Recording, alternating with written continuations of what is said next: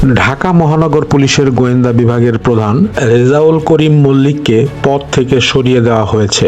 DMP কমিশনারের কার্যালয় থেকে গতকাল শনিবার এই আদেশ জারি করা হয়। বদলির এই সিদ্ধান্ত আসে এমন এক সময়ে যখন মডেল মেঘনা আলমকে আটক করার ঘটনা নিয়ে দেশ জুড়ে চলছে ব্যাপক আলোচনা সমালোচনা। গত বুধবার রাতে রাজধানীর বসুন্ধরা এলাকা থেকে মেঘনা আলমকে আটক করে ডিবি। পরদিন বৃহস্পতিবার তাকে বিশেষ ক্ষমতা আইনে 30 দিনের জন্য কারাগারে পাঠানো হয়। তবে তাকে আটক করার পদ্ধতি নিয়ে প্রশ্ন তুলেছেন অনেকেই। আইনজীবী ও বিশ্লেষকেরা বলছেন, অভিযোগ থাকলে মামলা দিয়ে গ্রেপ্তার করা উচিত ছিল, কিন্তু তা না করে বিতর্কিত প্রিভেন্টিভ ডিটেনশনের পথে হাঁটা হয়েছে। আজ রোববার এক সংবাদ সম্মেলনে আইন উপদেষ্টা আসিফ নজরুল বলেছেন, মেঘনা আলমকে যেভাবে আটক করা হয়েছে তা আইনসম্মত হয়নি। এই প্রেক্ষাপটে ডিবির প্রধানের দায়িত্ব থেকে সরানো হলো রেজাউল করিম মল্লিককে। তাকে এখন ডিএমপির সদর দপ্তরে যুক্ত করা হয়েছে।